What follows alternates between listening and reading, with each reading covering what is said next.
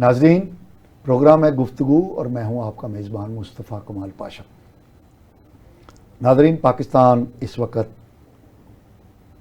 سیاسی، سماجی اور تہذیبی طور پر ایک نازک دور سے گزر رہا ہے۔ سیلاب نے تباہی مچائی ہوئی ہے، معیشت ہماری پہلے ہی بہت ساری کمزوریوں کا شکار تھی۔ اس تباہ کن سیلاب کے نتیجے میں رہی سہی کسر جو ہے وہ بھی پوری ہوتی ہمیں نظر آ رہی ہے۔ ہم دیکھتے ہیں کہ سیاست میں ریاست کے ساتھ ایک سیاسی جماعت ٹکرا رہی ہے۔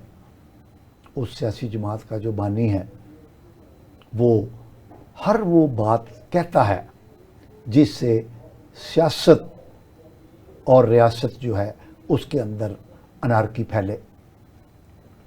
معاشرت کی صورتحال یہ ہے کہ مائک اور کیمرہ پکڑ کر آج کے نوجوان لڑکے لڑکیاں اپنے آپ کو بہت بڑا صحافی اور کچھ لوگ اپنے آپ کو دانشور بھی سمجھنا شروع کر دیتے ہیں۔ یہ بات اگر صرف نوجوان لڑکے لڑکیوں تک رہتی تو چلو اس کی اصلاح کر لیتے تھے۔ اب تو ملکگیر لیول کے دانشور اور علماء کرام بریکٹ میں ہے، کیونکہ بہت سارے علماء کرام ایسے ہیں جن کو ایک طبقہ تو دانشور اور عالم مانتا ہے، دوسرا طبقہ ان کو عالم کی لسٹ سے نکال دیتا ہے۔ حال ہی میں ہم نے دیکھا کہ پاکستان کے ایک بہت بڑے عالم اسکالر مرزا صاحب، جیلمی صاحب، ان پر توہین رسالت کی دفعہ لگا کر ان کو جیل میں ڈال دیا گیا ہے۔ ایف آئی آر کٹ گئی، ان کے مدرسے کو سیل کر دیا گیا ہے، اور جو توہین رسالت کی دفعہ ہے اس سے جان خلاصی کرانا جو ہے وہ تو مجھے نہیں لگتا کہ کوئی آسان ہو۔ پھر ہم دیکھتے ہیں کہ جو کئی پشتوں سے فن گائکی کے اندر شامل تھے لوگ، وہ پیچھے چلے گئے ہیں، اور چاہت فتح علی خان صاحب جیسے مزاحیہ کردار جو ہیں وہ ہمارے اس میڈیا کے ذریعے، غیر ذمہ دارانہ میڈیا کے ذریعے جو ہے وہ چھا چکے ہیں۔ ایسی ہی چیزیں ہم اداکاری میں دیکھتے ہیں کہ جو جینون اداکار ہیں، جس کو اداکاری کہا جاتا ہے، وہ آہستہ آہستہ منظر سے ہٹتے چلے جا رہے ہیں، اور وہ جو چھوٹے چھوٹے ٹک ٹاکر اور اس طرح کے لوگ ہیں وہ چھانے شروع ہو گئے ہیں، چھا رہے ہیں۔ تو یہ غیر ذمہ دارانہ سیاست، صحافت جو ہے یہ ہمیں کس جانب لے کر جا رہی ہے اور کس جانب لے کر جائے گی، اس پر گفتگو کرنے کے لیے آج ہم نے دو انتہائی محترم شخصیات کو دعوت دی ہے۔ ایک خاتون ہے، یہ نوجوان نسل کی نمائندہ خاتون ہے، صحافت سے ان کا تعلق ہے، اور صحافت کی جو بڑی کرٹیکل شعبہ ہے، بیٹ ہے، کرائمز، اس سے ان کا تعلق ہے۔ ٹی وی شو کرتی ہیں، بات چیت بھی اچھی کرتی ہیں۔ ہما خالد صاحبہ ہمارے ساتھ شریک گفتگو ہیں۔ ویلکم ٹو مائی شو۔ بہت شکریہ آپ کا۔ ان کے ساتھ ایک سنجیدہ فکر و نظر رکھنے والے، پڑھے لکھے دانشور ہمارے ساتھ شریک گفتگو ہیں، جو کہ نوجوان تو نہیں ہیں، جوان بھی نہیں ہیں، لیکن ان کو بزرگ کہنا بھی مجھے ڈر بھی لگتا ہے۔ جناب شاہد عشرت صاحب ہمارے ساتھ شریک گفتگو ہیں۔ ویلکم ٹو مائی شو۔ بلانے کا شکریہ۔ ہما خالد صاحبہ، آپ کیونکہ نوجوان نسل کی نمائندہ ہیں، اور نوجوان نسل جو ہے وہ ہماری 25 کروڑ آبادی کا 67% حصہ ہے، اور ہماری جو نوجوان نسل ہے وہ کیونکہ بے قابو بھی ہو چکی ہے، تو آپ سے ہی ہم اپنی بات کا آغاز کرتے ہیں۔ یہ میں نے جس غیر ذمہ دارانہ صحافت کا ذکر کیا، آپ بھی صحافت کے میدان میں بعمل صحافی ہیں، ورکنگ جرنلسٹ ہیں، اور آپ کرائمز کو ڈیل کرتی ہیں، تو آپ کیا کہیں گے؟ آپ کی بات بالکل ٹھیک ہے. اس چیز کو ہم روزمرہ کی زندگی میں دیکھتے ہیں, اور آج کے دور میں ہر بندہ مائک اٹھا کے کسی کے آگے کر دیتے ہیں, اور وہ یہ سمجھتا ہے کہ شاید یہ شعبہ بڑا ایزی ہے, یا پھر یوٹیوبر بن جانا بڑا آسان کام ہے اور بڑے ہی پیسے ہیں. یہ سمجھتے ہوئے ہر انسان مائک اٹھاتا ہے اور باہر سڑک پہ چلا جاتا ہے. اس میں ہم نے ایک واقعہ بھی دیکھا کہ کس طریقے سے ایک نوجوان نے ایک پولیس والے کو روکا اور پھر گالم گلوچ ہوئے آپس میں, وہ ویڈیو بنانے کے لیے ویڈیو, اور وہ ویڈیو دیکھتے دیکھتے سوشل میڈیا پہ وائرل ہو گئی. اور اس وائرل ویڈیو کے کیا ہے کہ بعد میں وہ جو پولیس آفیسر تھا اس کا ایک اچھی بن گئی, آئی جی صاحب نے ان کو بلایا, ان کو پیار دی, محبت دیا, ٹھیک ہے, ان کے خلاف تو جو ہونا تھا وہ ہوا, وہ اندر کی بات وہی جانتے ہیں. سیکنڈ, میں ہمیشہ کہتی ہوں وہ جو شخص وہاں پہ موجود تھا جو ان سے سوال کر رہا تھا اس کے خلاف کیا ہوا؟ اس کو تو ہر بندہ اس کا انٹرویو کرنے چلا گیا, ہر یوٹیوبر نے اپنا وہ اٹھایا سسٹم اور اس سے ٹائم لینے لگ گیا, سر آپ کا انٹرویو کرنا ہے, ہمیں بتائیں کیا ہوا تھا. اب اصل بات یہ ہے کہ اگر سوچا جائے اور سمجھا جائے نا کہ وہ واقعہ سب سے پہلے ایکشن اسی شخص پہ ہونا تھا جس نے مائک ان کے آگے کیا. کسی بھی گورنمنٹ افسر کے آگے مائک کرنا ہمیں الاؤ نہیں ہے, اور صرف گورنمنٹ آفیسر ہی نہیں, ہم کسی عام شخص کے آگے بھی اجازت کے بغیر مائک آگے نہیں کر سکتے. آپ کو پتہ ہے کتنا سینسٹیو ہے کہ ایک روڈ شو کرنا, کیونکہ اس میں جب ایک روڈ شو میں ایک فریم میں ایک اینکر ہوتا ہے نا, اس کے پیچھے اتنے لوگ ہوتے ہیں, ان میں سے کوئی بھی اٹھ کے ہم پہ ایک وہ جرم عائد کر دے کہ انہوں نے بغیر اجازت یہاں پہ ویڈیو بنائی اور پیچھے ہم آ گئے تو مسئلہ بن گیا. اصل چیز یہ ہے کہ دیکھا نہیں جاتا, چیز کو سمجھا نہیں جاتا ہے. اس ٹائم بھی اس شخص کے آگے سب جا کے انٹرویو کرنے لگ گئے اور کسی نے یہ سوال نہیں کیا. خالد صاحبہ بڑی پیاری بات کہی ہے کہ کسی کی اجازت کے بغیر اس کی ویڈیو اور وائس ریکارڈ نہیں کی جا سکتی. لیکن اگر اس چیز کو امپلیمنٹ کیا جائے تو پھر آپ ہی شور میں چاہیں گی کہ یہ آزادی تحریر اور تقریر کو پابندی لگانے کی کوشش کی جا رہی ہے. سر آپ کی بات بالکل ٹھیک ہے, لیکن ایسی بہت ساری چیزیں ہیں جس میں ہمارا فریڈم آف سپیچ اور فریڈم آف ایکسپریشنز ہم سے چھین لیا گیا ہے. وہ صرف اس چیز کے اندر نہیں ہے کہ ہم اخلاقیات اپنی سائڈ پہ کرتے ہیں.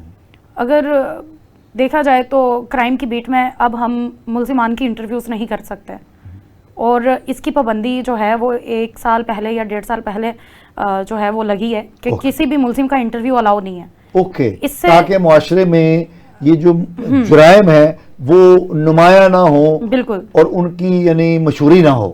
لیکن آپ سمجھتے ہیں یہ اچھی بات ہے, لیکن کیا آپ کو اس چیز کا آئیڈیا ہے کہ اس سے پہلے بھی کبھی کسی قانون میں یہ الاؤ ہی نہیں تھا کہ ملزم کا انٹرویو کیا جائے اور ہم ان کی سیلف ریسپیکٹ ہرٹ کریں, ملزم کی.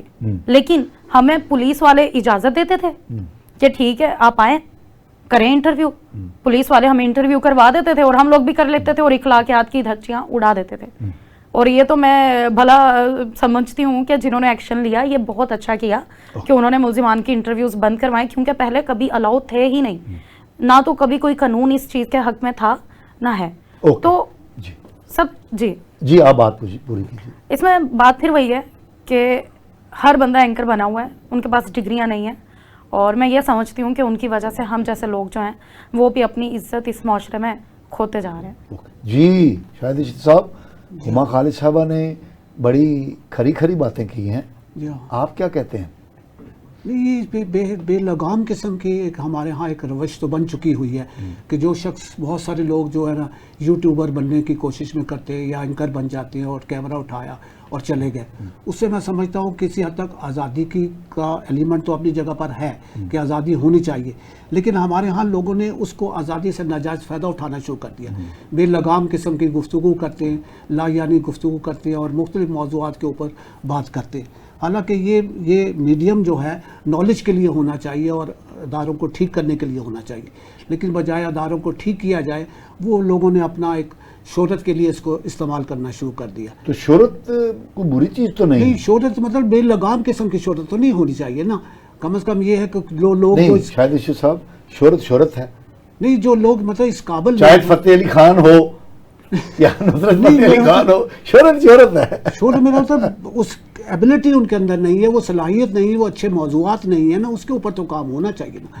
ایک اچھے موضوع کے اوپر اگر کوئی اینکر جا کر یا کوئی یوٹیوبر کام کرتا ہے تو اچھی بات ہے، لیکن بڑے لایعنی قسم کے موضوعات کے اوپر گفتگو ہو رہی ہوتی ہے جس میں میرا خیال ہے لوگوں کا وقت بھی ضائع ہو اچھا شاہد عیسی صاحب، میں بڑے احترام کے ساتھ، آپ بہت سینئر آدمی ہیں، ہمارے جو محترم اور معزز لوگ ہیں وہ ٹاک شوز میں بیٹھتے ہیں، ٹی وی ٹاک شوز میں، پالیٹیشنز، اسکالرز، جی ہاں، ٹھیک ہے، اور بنیاد کیا ہوتی ہے؟ ریٹنگ ہوتی ہے، تو ریٹنگ لینے کے لیے وہ جو حرکتیں کرتے ہیں، اینکر جو ان کے ساتھ حرکت کرواتے ہیں، لڑائیاں کرواتے ہیں، نیگیٹو چیزوں کو ابھارتے ہیں، مقصد کیا ہوتا ہے؟ پبلسٹی، اپنی وہ ریٹنگ لینا ہے نا۔ اور دیکھیں پوری دنیا میں جو انٹرٹینمنٹ کے پروگرام ہوتے ہیں، آپ کو تو میڈم پتا ہوگا، جو ایڈورٹیزمنٹ ہے وہ ہمیشہ انٹرٹینمنٹ کے پروگراموں کو ملتی ہے، جبکہ جو ٹاک شوز ہوتے ہیں اس طرح کے نالج کے لیے ہوتے ہیں ان کو وہ ایڈورٹیزمنٹ نہیں ملتی۔ انفارچونیٹلی پاکستان میں جو یہ اس طرح کے ٹاک شوز ہیں ان کو سب سے زیادہ ایڈورٹیزمنٹ ملتی ہے۔ اس کا مطلب یہ ہے کہ لوگ ان ٹاک شوز کو علم کے لیے، نالج کے لیے، اصلاح کے لیے نہیں دیکھتے بلکہ انٹرٹینمنٹ کے لیے دیکھتے ہیں، کیونکہ ہمارے پالیٹیشنز، ہمارے اسکالرز، ہمارے یہ جو لوگ ہیں وہ بھی تو انٹرٹینر کا ہی کردار ادا کر رہے ہوتے ہیں۔ کیا کہیں گے آپ؟ دیکھیں ساری دنیا میں اگر آپ دیکھیں تو اس پہ کوئی انٹرٹینمنٹ نہیں ہے، نہ لی جاتی ہے، لیکن میرا خیال ہے کہ ہمارے ہاں کیونکہ ایک ادارے میں ایک سپریس ہے اور لوگوں کو اپنی بات کہنے کا موقع نہیں ملا اور وہ حقوق بھی نہیں ملے، اور میں سمجھتا ہوں کہ اس کی کمی کو پورا کرنے کے لیے لوگ ان چیزوں میں زیادہ انوالو ہو گئے، جبکہ ایک سنجیدہ موضوعات ہے، جو ٹاک شو ہوتے ہیں وہ سنجیدہ موضوعات کے لیے ہوتے ہیں، نہ کہ وہ انٹرٹینمنٹ ہوتے، لیکن چونکہ لوگوں کو میرا خیال ہے کہ یہاں مواقع حاصل نہیں ہیں اپنے اظہار کے، اور جب وہ لوگ آ کر ٹی وی پہ کچھ اظہار کرتے ہیں تو لوگ اس میں انٹرسٹ زیادہ ڈیولپ ہو گیا، حالانکہ ساری دنیا میں ایسے موضوعات پہ بہت بڑا انٹرسٹ نہیں لیا جاتا کیونکہ یہ سیاسی موضوعات ہیں، سنجیدہ موضوعات ہوتے ہیں، لیکن ہمارے ہاں اس میں کیونکہ کچھ اینکرز کی بھی غلطی ہے کہ وہ ریٹنگ لینے کے لیے اس کو ایک فن کے طور پر اس کے یوز کرتے ہیں اور اپنے غلط طریقے سے استعمال کرتے ہیں، تو میں سمجھتا ہوں کہ اس سے بھی ایک نقصان ہوتا ہے، اور یہ چیزیں یہ مین وجہ اس کی یہی بنتی ہے۔ اچھا ہما خالد صاحبہ، بات یہ ہے کہ لوگ دیکھتے ہیں، کس کو دیکھنا چاہتے ہیں، کس کو پسند کرنا چاہتے ہیں، آپ یہ امپوز تو نہیں کسی پہ کر سکتے نا؟ جی بالکل، ٹھیک ہے، تو یہ اگر ایک ٹک ٹاکر ہے، اس کو اگر 10 لاکھ لوگ سبسکرائب کر رہے ہیں اس کے چینل کو، تو آپ کو کیا مسئلہ ہے؟ آپ کیوں سمجھتی ہیں کہ یہ تو ٹھیک نہیں ہے، یہ دوسرا ٹھیک ہے جس کو کوئی دیکھنا نہیں چاہتا؟ دیکھیں نا، ہم جمہوری دور میں رہتے ہیں نا، تو پھر ہمیں یہ جو مائک پکڑ کے اور کیمرے کے آگے جا کے جو لوگ حرکتیں کرتے ہیں، اگر لوگ ان کو دیکھتے ہیں تو پھر میرا خیال ہے اس پہ قدغن نہیں ہے، اگر تو پھر ہم کیوں ان کے خلاف بات کرتے ہیں؟ کیا کہیں گے آپ؟ آپ نے سوال تو بڑا خوبصورت کیا ہے، لیکن آپ کی اپنی باتوں میں ہی اس کا جواب ہے۔ ایک صحافی جو ہے وہ اپنے پورے وطن کی عکاسی کر رہا ہوتا ہے۔ اس وقت ہم جس جگہ پہ بیٹھے ہوتے ہیں، کھڑے ہوتے ہیں، یہاں پہ میں خود کو شاید ریپریزنٹ نہیں کر رہی، میں پاکستان کو ریپریزنٹ کر رہی ہوں ایز این اینکر۔ ہم وہ لوگ ہوتے ہیں جنہیں بولنے کا موقع ملتا ہے اور سامنے آ کر دنیا کو یہ دکھانے کا موقع ملتا ہے کہ ہم کون ہیں، اور یہ ایک بڑی خوبصورت سا پیشہ ہے، اور اس کی تعلیم ہے پروپر، اس کو ایک اسٹڈی کے بعد اور اتنی مشکلات کے بعد، چیزیں سیکھنے کے بعد، انٹرنشپس کرنے کے بعد، اور آپ جیسے سینئر لوگوں سے سیکھنے کے بعد آج بھی ہمارا تلفظ خراب ہے، ہم آج بھی چیزوں کو سیکھ رہے ہیں، آگے بڑھ رہے ہیں، مطلب یہ سیکھنے کا عمل ہے، یہ چلتا رہتا ہے۔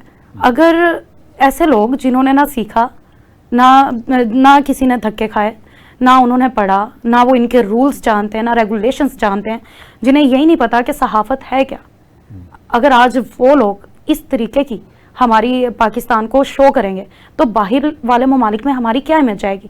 کیا ہم یہ دکھا رہے ہیں کہ ہمارے یہ نوجوان کچھ ایسے ہیں جو مائک اٹھا کے بہنوں اور بیٹیوں کی عزتیں خراب کر رہے ہیں، ایسا کنٹینٹ بنا رہے ہیں جو شاید وہ اپنی فیملی کے سامنے بھی چلا نہیں سکتے ہیں، یا ہم یہ دکھا رہے ہیں کہ وہ اس طرح کے لوگوں کو سپورٹ کر رہے ہیں جو آج چاہت فتح علی خان کو سپورٹ کر رہے ہیں، لیکن ہمارے میں سپورٹ نہیں کر رہا، نہیں وہ صرف بتا رہی ہوں کہ وہ ان کو سپورٹ کر رہے ہیں، لیکن ہمارے وہ اداکار، ہمارے وہ नामवर genuine, मतलब एक artist वो है। हॉकी प्लेयर है, मुझे उनका नाम नहीं याद आ रहा, क्या जी? मैं हॉकी प्लेयर हैं, बहुत पाकिस्तान के लिए उन्होंने काफी खेला, और उनके इंटरव्यू का मुझे मौका मिला तो मैं उनके घर गई तो उनके अवार्ड्स उन्होंने ना मेरे सामने निकाल के रख दिए।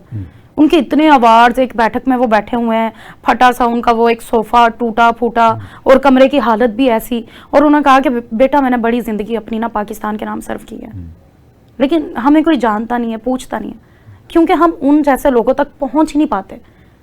उसकी वजह क्या है? सुहेल अब्बास तो नहीं थे वो? नाम नहीं याद आ रहा है, खालिद बशीर, नाम नहीं याद आ रहा। ठीक ठीक। तो असल चीज ये है कि ये ऐसे जो ये लोग आज उठकर माइक उठा के हर दूसरे बंदे को सामने लेकर आ रहे हैं, जिनको शायद सामने आने का वो हक नहीं है, इनकी वजह से वो लोग चुप रहे हैं जो वाकई ये डिजर्व करते हैं कि उनको हम पाकिस्तान का चेहरा बनाएं नाज़रीन, या उनको पाकिस्तान रिप्रेजेंट करें। उमा खालिद साहबा ने बहुत रेलेवेंट बात कही है। हमारे शोबा तालीम में एक बहुत बड़ा नाम थे प्रोफेसर डॉक्टर अमजद सईद साहब, अल्लाह उन्हें गरीक रहमत करे। वो IBA डिपार्टमेंट पंजाब यूनिवर्सिटी के फाउंडर भी थे, पंजाब यूनिवर्सिटी के प्रो चांसलर भी थे, फिर हैले college of business and finance भी उन्होंने तश्कील दिया था। बहुत बड़े एकेडमिशियन थे। तो वो कहा करते थे कि हमारे मुआशरे के अंदर कामयाबी के लिए 3 तरह के लोग होते हैं। एक वो होते हैं जो सर नीचे करके काम करते रहते हैं, उनकी कोई पहचान नहीं होती। दूसरे वो होते हैं जो काम करते ही नहीं हैं, शोर मचाते रहते हैं, उनकी भी कोई पहचान नहीं होती। पहचान किनकी होती है? जो एक हाथ से काम करते हैं और दूसरे हाथ से डेस्क बजाते हैं कि देखो मैं काम कर रहा हूँ।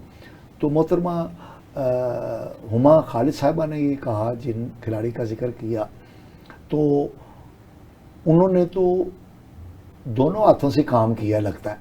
यानी वो अपने खेल को, अपने फ़न को, अपनी स्किल को इस्तेमाल करते करते पाकिस्तान के लिए बड़े मुकाम तक पहुंच गए। लेकिन उन्होंने नुमाया होने की कोशिश नहीं की, क्योंकि आजकल का दौर जो है वो माइक और कैमरे का है। तो अगर आप माइक और कैमरे का इस्तेमाल नहीं करेंगे तो आप तारीख के डार्क अंधेरों के अंदर आप खो जाएंगे। तो इसलिए मैडम ये गिला मेरा मैं ख्याल एक है। बात कहना चाहूँगा, हुमा खालिद साहब ने एक बड़ा अच्छा पॉइंट उठाया अभी कि बहुत सा हमारी उर्दू भी ठीक नहीं है, अल्फाज सही तरीके से ना। मैं आफ्ताब इकबाल साहब का नाम लेकर कहना चाहता हूँ कि उन्होंने इतने बड़े पढ़े लिखे लोग अपने आप को समझते हैं, तो वो अवागवन को अवागौन कहते हैं। 2 दफ़ा उन्होंने प्रोग्राम में अपने अवागौन कहा, जबकि उसका सही प्रोनाउंसिएशन अवागवन है। और एक बहुत बड़े अच्छे टीवी के एंकर जो हैं वो भी मुतलवन मिजाज को मतलून मिजाज पढ़ रहे थे। अब ये देखें, बड़ी अच्छी उन्होंने बात की कि पढ़े लिखे लोग हैं और एंकर हैं और टीवी पे तलफ़्फ़ुज़ आते हैं। इन्होंने तो और कहा कि तलफ़्फ़ुज़ हम अभी तक तलफ़्फ़ुज़ सीख रहे सीख हैं। रहे ये तरीका है पॉजिटिवली ग्रो करने का। लेकिन वो जो आप बता रहे हैं वो तरीका है नेगेटिवली मशहूर होने का। आफ्ताब इकबाल साहब हमारे दोस्त हैं, हम इकट्ठे एक अखबार में काम भी करते रहे हैं, तो उन्होंने माशाल्लाह अच्छी मेहनत की है। तो ये तलफ़्फ़ुज़ का मेरे ख्याल में उन्हें अगर पता चलेगा, हाँ, मैंने इसलिए तो, पॉइंट आउट किया, तो वो ज़रूर हाँ, इसकी इस्लाह करेंगे। हाँ, क्योंकि वो भी, मैंने उनको देखा है, मेरा उनसे ताल्लुक़ रहा है, तो वो भी सीखने के हवाले से वो पॉजिटिव। और बहुत सारे एंकर दारुल हुकूमत को बजाय, दारुल हुकूमत कहने की बजाय खिलाफत का लफ्ज़ इस्तेमाल करते हैं, जबकि हमारे यहाँ खिलाफत नहीं है, दारुल हुकूमत कहना चाहिए। दारुल खिलाफा नहीं, दारुल खिलाफा नहीं है, तो दारुल खिलाफा का लफ्ज़ इस्तेमाल करते हैं, जबकि उन्हें दारुल हुकूमत कहना चाहिए, क्योंकि वही एक मरकज़ होता है। तो बात वही हो गई ना, जैसा कि उमा खालिद साहबा ने कहा कि वो लड़के लड़कियां आजकल वो माइक और वो कैमरा पकड़ के तो चल सो चल, और उनको बोलना भी नहीं आता होता, लेकिन वो ऐसी ऐसी ऊट पटांग हरकतें करते हैं जिससे उनको वो मिल जाते हैं, वो क्या कहते हैं जी, व्यूज मिल जाते हैं। तो उसके नतीजे में फिर वो रकम भी आनी शुरू हो जाती है। लेकिन जो असल सीखने का अमल है ना, वो इतना तजस्सुस आजकल कम रह गया, ये तो लोगों में कम है। तो उमा खालिद साहबा ने बहुत अच्छी बात कही कि हम तो अभी भी तलफ़्फ़ुज़ सीखने की कोशिश करते हैं। तो असल में अच्छी फाउंडेशन बनाने का यही तरीका है कि हमा वक्त सीखने की जुस्तजू को अपने अंदर जिंदा रखा जाए। हम एक शॉर्ट ब्रेक ले लें अगर आप इजाज़त दें। नाज़रीन, हम एक शॉर्ट ब्रेक पर जा रहे हैं, हमारे साथ रहिएगा। ناظرین ویلکم بیک. ناظرین ہم بات کر رہے تھے کہ ہمارے ہاں جو معاشرتی سیاسی انحطاط ہے اس کی کیا وجہ ہے اور اس کے اندر ہمارے مائک اور کیمرے نے کیا کردار ادا کیا ہے. تو اس حوالے سے ہمارے ساتھ شریک گفتگو ہیں نوجوان نسل کی نمائندہ صحافی خاتون ہما خالد صاحبہ اور دانشور جناب شاہد ارشد صاحب ہمارے ساتھ شریک گفتگو ہیں. تو آئیے ہم اپنی گفتگو کو دوبارہ وہیں سے شروع کرتے ہیں جہاں ہم وقفے میں جانے سے پہلے بات چیت کر رہے تھے. ہما خالد صاحبہ یہ تو ہو گئی کمزوریاں خامیاں جن کی ہم نے نشاندہی کی ہے. آپ کے نزدیک یہ بتائیے کہ یہ ان کمزوریوں کی وجوہات کیا ہیں؟ ان کے ایک دو ہی وجوہات ہیں جن کے اوپر کام شروع بھی ہوا تھا لیکن دوبارہ رک جاتا ہے. دیکھیں سیٹلائٹ کو ہینڈل کرنے کے لیے ایک ادارہ بنا ہوا ہے جو دیکھ رہے ہیں چیزوں کو, چیک اینڈ بیلنس رکھ رہے ہیں, لیکن سوشل میڈیا کے چیک اینڈ بیلنس کے لیے ایسی کوئی چیز ابھی تک تھوڑا سا ذرا ہمارے ناظرین کو بتا دیجئے کہ سیٹلائٹ سے آپ کی کیا مراد ہے؟ سوشل میڈیا کو تو ہم سیٹلائٹ سے مراد ہے ٹی وی چینلز جو ہیں, تو جو ٹی وی چینلز ہیں وہ تو ریگولیٹ ہوتے ہیں, ہاں جی, ان کو دیکھا جاتا کیمرہ موجود ہے, ہاں جی, لیکن جو سوشل میڈیا ہے اس کو دیکھنے کے لیے ابھی کوئی ایسا قانون نہیں ہے, ایسا کوئی ادارہ نہیں ہے. سننے میں آ رہا تھا کہ ضرور ایسی چیزیں آئیں گی, نہیں کچھ پیکا نہیں, وہ ابھی چیزیں پیکا ایکٹ سنا ضرور ہے لیکن اس طریقے سے لاگو نہیں ہو رہا ہے ابھی تک. آپ دیکھیں ابھی تک لوگ جا کے مائک لے کے ویسے ہی لوگوں سے پوچھ رہے ہیں کہ ہاں جی بتائیں, ابھی تک وہی گندا کنٹینٹ بک رہا ہے جو شروع میں بک رہا تھا. لوگ ابھی اسی طریقے کی حرکات کر رہے ہیں جو پہلے بھی ہو رہی تھی. گندے کنٹینٹ سے آپ کی کیا مراد ہے؟ گندے کنٹینٹ سے مراد وہ کنٹینٹ ہے جو کہ خود کریٹ کیا جاتا ہے, جی, جو خود کریٹ کیا جاتا ہے. آپ کسی بھی خاتون کو پکڑ لیتے ہیں اور ان کے ساتھ واہیات گفتگو کرتے ہیں, اور پھر آپ کسی ایسی جگہ پہ چھاپا مارتے ہیں کریٹ کیا ہوا کہ یہاں پر پلاننگ کر کے ہوتا نہیں ہے کہ یہاں جسم فروشی ہو رہی ہے اور اس طریقے کی چیزوں کو پرموٹ کیا جاتا ہے, اس طریقے کی گفتگو کی جاتی ہے. یا پھر آپ ایسے پیسے دے کر, یہ بھی چلتا ہے کہ 1000-1500 ایک لڑکی کو آپ دیتے ہیں, ایکٹرز وہ اس ٹائپ کے ہیں, وہ نقاب کرتے ہیں, آپ کے ساتھ بیٹھتے ہیں, آپ مائک لے کے گفتگو کرتے ہیں, وہ کہتے ہیں جی میرے خاوند نے مجھے چھوڑ دی ہے, میرا رشتہ نہیں ہو رہا ہے, میرے پاس بڑا پیسہ ہے. یہ چیزیں بھی سوشل میڈیا پہ آپ کو بہت دیکھنے کو ملیں گی. یہ ساری پلاننگ کے ساتھ ہوتی ہیں, پری پلانڈ ہے, اور ان کو پراپر 1000-1500-2000 روپے دیے جاتے ہیں کہ آپ نے یہ الفاظ بولنے, اور اینکر خود پوچھ رہا ہے نہیں آپ بتائیں ہوا کیا تھا. تجسس پیدا کیا جاتا ہے اور مجبور کیا جاتا ہے کہ وہی بات سنی اور بولی جائے, جو کہ شاید ہمارے اسلام میں ہمیں وہ چیزیں الاؤ بھی نہیں ہوتی ہیں. لیکن کہ ہم کو سننے اور دیکھنے والے موجود ہیں نا, موجود ہیں, جب ان کو سننے اور دیکھنے والے موجود ہیں, لائکس مل رہے ہیں, سبسکرپشن مل رہی ہے, تو پھر آپ سر کچھ چیزیں ایسی ہیں جو نا پردے میں ہی اچھی لگتی ہیں, اور ہم جس سوسائٹی میں ہم رہتے ہیں ان چیزوں کے اوپر سے نا پردہ ہٹنا ایک لمٹ ہے چیزوں کو بالکل بیان کرنے کی اور ان کو ایکسپوز کرنے کی. ٹھیک ہے, درست کہہ رہی ہیں. تو اگر ہم اس سے ہٹتے ہیں نا تو ہم ایک مسلم ملک میں نہیں, ہم اس سے نکل جاتے ہیں اور اس سے ایک آگے کی باؤنڈری میں انٹر ہو جاتے ہیں, جو کہ آج کل ہم یہی کر رہے ہیں. ان کو چیک اینڈ بیلنس کون کرے گا؟ ان کو روکنے کے لیے پراپر جو ایک یوٹیوبر موجود ہے, ان کو چیک اینڈ بیلنس کرنا پڑے گا کہ یہ یوٹیوبر کے پاس آیا ڈگری ہے, کیا اس نے میس کوم کیا ہوا ہے, کیا اس کو میس کمیونیکیشن کا بیسک پتہ ہے, صحافت ہے کیا اس کے پاس کوئی ایسا ہے, اس کی کوئی ایسی پریکٹس ہے, ٹریننگ اس نے لی ہے. اور سب سے مین چیز کہ یہاں پر سوشل میڈیا کے لوگوں کے لیے باقاعدہ ٹریننگز ہونی چاہیے, کچھ ایسی چیزیں ان کو ایڈ کرنی چاہیے جس میں ان یوٹیوبرز کو انوالو کریں, ان کو کلاسز دیں, اور ایک سمجھدار انسان ان کو بتائے کہ دیکھیں آپ کی یہ ذمہ داریاں ہیں. جب تک ان کو یہ بتا نہیں دیا جائے گا کہ ذمہ داریاں صرف ٹی وی اینکرز کی نہیں ہیں, ذمہ داری آپ کی بھی ہے جو سوشل میڈیا یوز کرتے ہیں, کیونکہ آج کے یہ سوشل میڈیا یوزرز یہ زیادہ ایکٹیو ہیں اور ان کی بات سب سے پہلے عوام تک پہنچتی ہے. کوئی کہنا یہ ہاتھ میں ہے, زیادہ بات ہوئی سب تک پہنچ گئی, یہ 12-13 کروڑ بالکل. دیکھتے دیکھتے رات کو ہم کوئی چیز لگاتے ہیں تو وہ صبح دیکھتی ملینز میں چلی جاتی ہے. تو اس کے لیے جب تک یہ ایک شخص نہیں سمجھے گا کہ یہ مائک پکڑنا ایک ذمہ داری ہے, یہ کوئی کھیل نہیں ہے کہ آپ نے پکڑا لوگوں سے بات چیت شروع کر دی, ان کی پراپر ٹریننگ کرنی ہوگی, دین یہ چیزیں ہماری سوسائٹی میں کم ہو سکتی ہیں. ورنہ جس طریقے سے اور ایکشن لینا ہوگا ہمارے اداروں کو ایسے لوگوں کے خلاف, ایسے یوٹیوبرز کے خلاف جو ایسا کنٹینٹ بیچتے ہیں جو کہ پاکستان میں نہیں چلنا چاہیے. دین آئی تھنک سو کہ ہم اپنی یوتھ کو کچھ سکھا پائیں گے. ورنہ آپ دیکھیں سوشل میڈیا کا دور ہے, آپ جب کچھ اوپن کریں گے ایسے کچھ سوری ٹو سے ایسے کچھ اپنے آپ سے بنے ہوئے یوٹیوبرز آپ کے سامنے آ جائیں گے جن کی ویڈیوز نہ تو آپ دیکھنا پسند کریں گے, لیکن آپ کے بچے کے ہاتھ میں موبائل ہے, وہ دیکھ رہا ہے, اس کو تو اتنے وہ سمجھ وہ دیکھ رہا ہے. تو ہمیں اپنی یوتھ کو بچانے کے لیے ان کے اوپر چیک اینڈ بیلنس لانا ہوگا.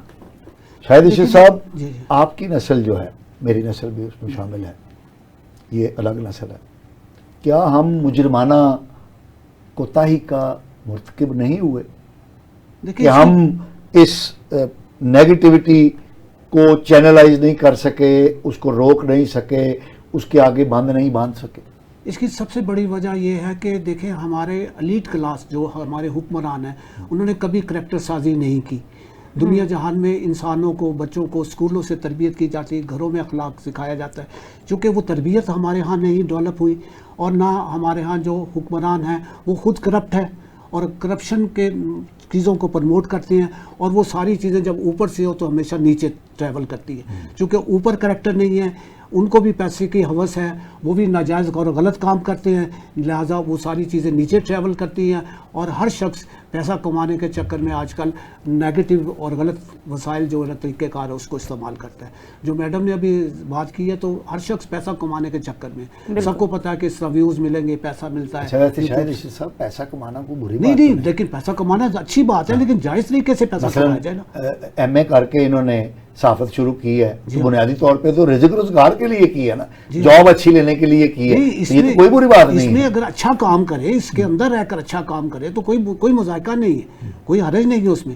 لیکن اگر یہ نیگیٹیوٹی کوئی اس میں کام کرتا ہے, غلط ویوز کے لینے کے لیے غلط ٹریک پہ چلا جاتا ہے, تو وہ تو غلط طریقہ کار ہے. ساری دنیا میں لوگوں نے دیکھے کریکٹر بنائے جاتے ہیں, ہمارے ہاں کریکٹر سازی کا کوئی سسٹم نہیں ہے. نہ اسکول اس کی تربیت کرتے ہیں, نہ کہیں تربیت ہوتی ہے, نہ ادارے اس کے کام کرتے ہیں. تو کرپشن چونکہ ہمارا ایک ساری قوم کا ایک مزاج بن چکا ہے, تو کرپشن سے ہم پیسہ کمانا چاہتے ہیں, اور یہ ہمارا ایک یہ جو آپ سمجھتے ہیں کہ یہ جو سوشل میڈیا میں یہ اس طرح کی نیگیٹیوٹی ہے, یہ بنیادی طور پر کرپشن کے زمین میں آ گئی نا, کہ ایک ناجائز ذرائع سے آپ کچھ چیز حاصل کرنا چاہتے ہیں. تو اب ہم اسپیسیفک ہوتے ہیں کہ ہم کہاں سے ابتدا کریں کہ چیزیں ٹھیک ہونی شروع ہو جائیں, یہ بتائیے. اس کی پہلا اسٹیپ یہ بڑا مشکل کام ہے. دیکھیں جب تک کوئی اچھا لیڈر جب تک اچھا لیڈر نہیں آتا, جس قوموں کو اچھے لیڈر ملے انہوں نے ترقی کی. ہمارے ہاں لیڈرشپ کی سب سے بڑی کمی رہی. میں اگر کہوں کہ ایک لیڈر آیا تھا, اس نے ملک کو ٹھیک کرنے کی کوشش کی, لیکن ہم سب لوگوں نے اور کرپٹ لوگوں نے ہلہ بول کر اس کو موقع نہیں دیا, اور ہم اچھے ٹریک پہ جا رہے تھے, چیزیں بن گئی, بہت اچھے ٹریک پہ وہ لیڈر لے جا رہا تھا. جی ہاں, اسلامی انقلاب برپا کر رہا تھا, یعنی یوتھ کا جتنا بیڑا غرق اس لیڈر نے کیا ہے. نہیں یہ تو معذرت کے ساتھ نہیں, یہ آپ کا خیال ہے, میں سمجھتا ہوں. دیکھیں مہاتما محمد کو بھی 20 سال لگے تھے اپنے ملک کو ٹھیک کرنے کے لیے, تو وہ وقت چاہیے ملک کو, کوئی ایک دم نہیں ٹھیک ہوتا. اور جتنی تباہی ہم اداروں کو تباہ کر چکے ہیں, جتنا ہم نے بربادی کی ہے, اس کے لیے کم از کم 15-20 سال سے کم عرصہ نہیں چاہیے ہمیں ٹھیک ہونے کے لیے, اور سنسیئر لیڈر کے بغیر یہ نہیں ہوتا. اور وہ سنسیئر لیڈر ایک ہی تھا جو اب وہ ادھر بیٹھا ہوا ہے. چلیں کہیں بھی ہو, لیکن دنیا جہان کا ایک مثال ہے, تاریخ یہی بتاتی ہے. چائنا کی ترقی کا راز دیکھیں, انہوں نے ایک اچھی لیڈرشپ ملی, مہاتما محمد. یہ ملیشیا کو دیکھ لیں, مہاتما محمد ملا, چائنا کو جناب موزے تونگ ملا, اور آگے سے ان کے جو آنے والی لیڈرشپ تھی انہوں نے بھی اس کو فالو کیا, اور ملک آج کل کہاں پہنچ گیا.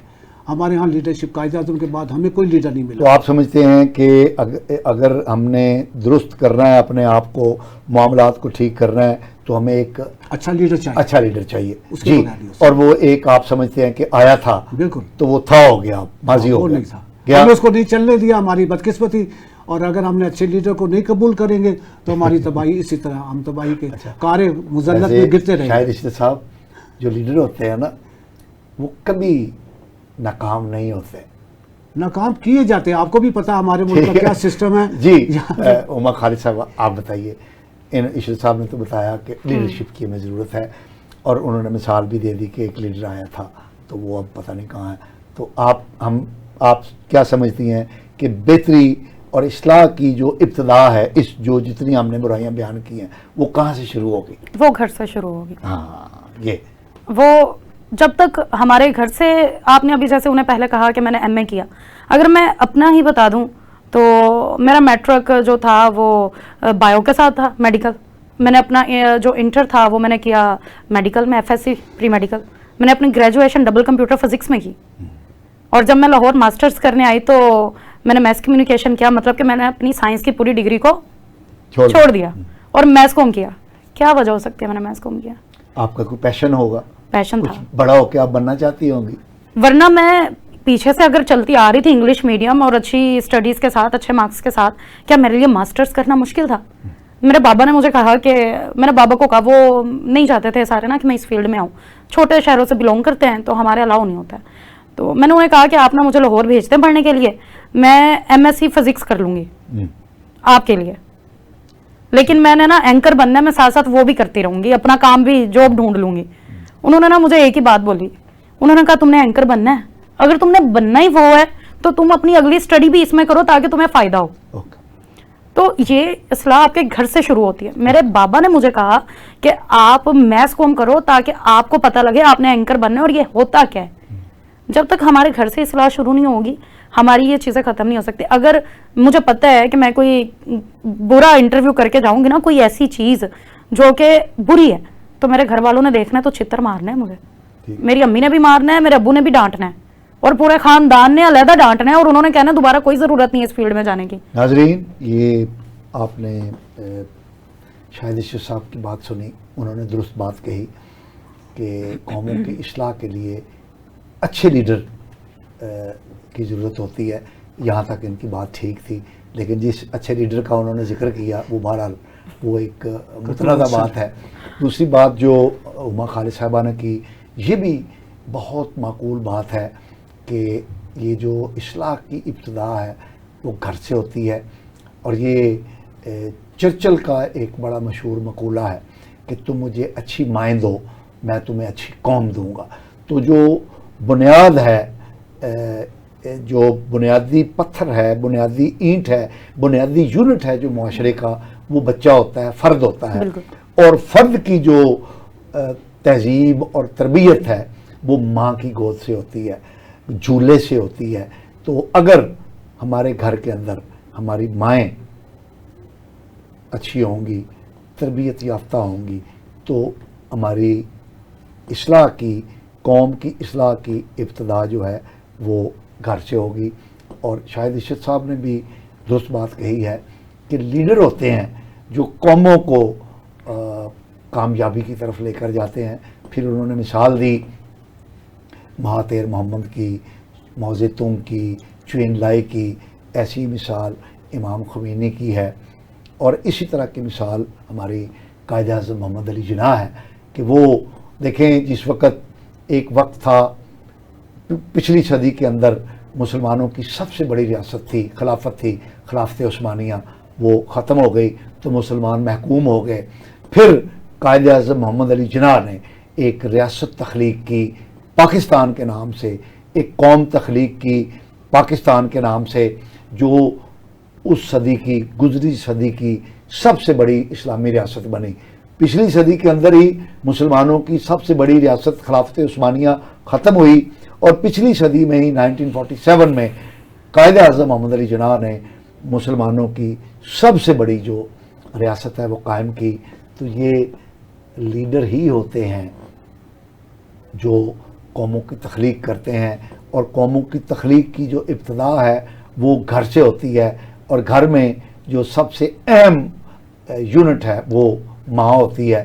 تو اب ہم پروگرام کے آخر میں جا رہے ہیں اور ہم اپنے ماہرین سے پوچھتے ہیں کہ لیڈر بھی نہیں ہے، وہ تو جیل چلا گیا اور اس کا کوئی آنے کا امکان نہیں ہے، مائیں بھی ایسی نہیں ہیں.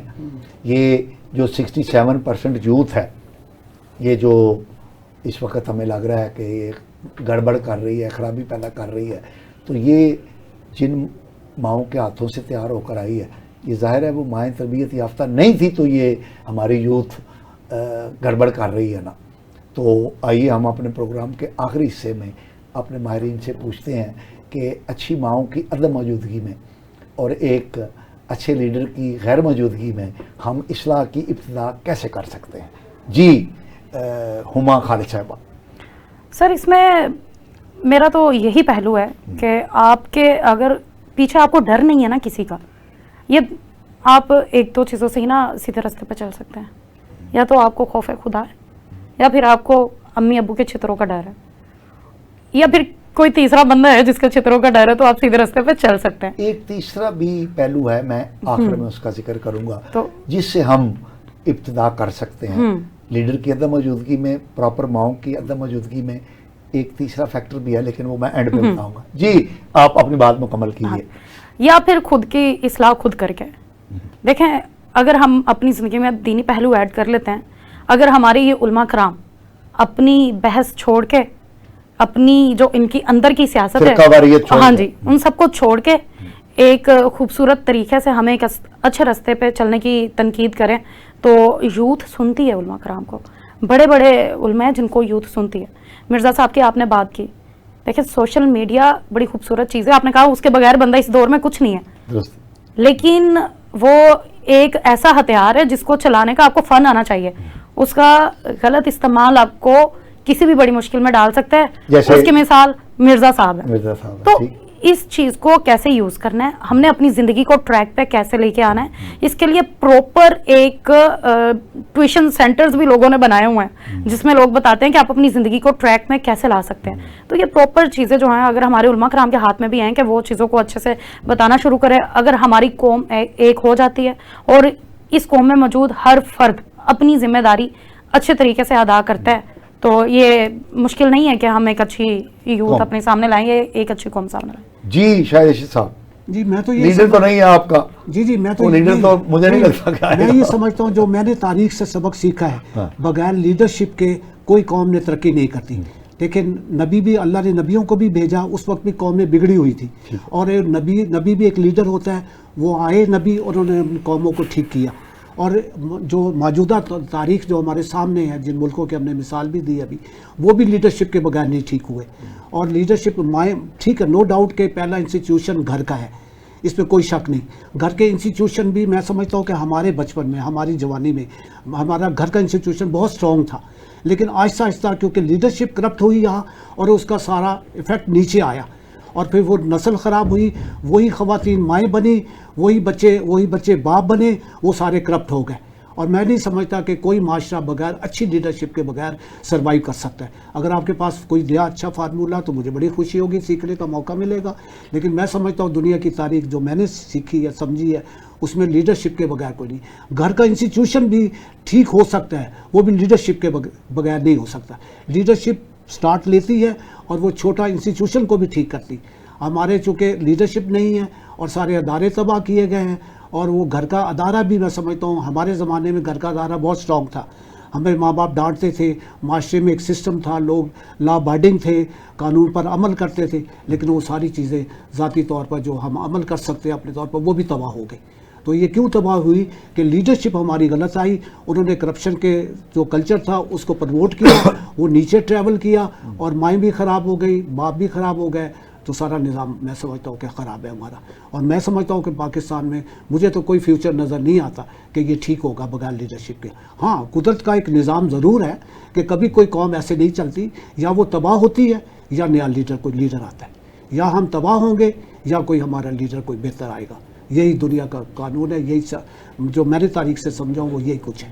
اگر آپ کے پاس کوئی اچھا فارمولہ ہے قوم کو ٹھیک کرنے کا تو مجھے بڑی خوشی ہوگی، اور میں آج اچھی نیند سوؤں گا. آپ نے شاید رشید صاحب بہت اچھی باتیں کی، اور آپ نے درست باتیں کہی ہیں. اصلاح کے لیے لیڈر کا ہونا ضروری ہے، لیڈرشپ ضروری ہے. ہما خالد صاحبہ نے بھی معقول باتیں کی ہیں.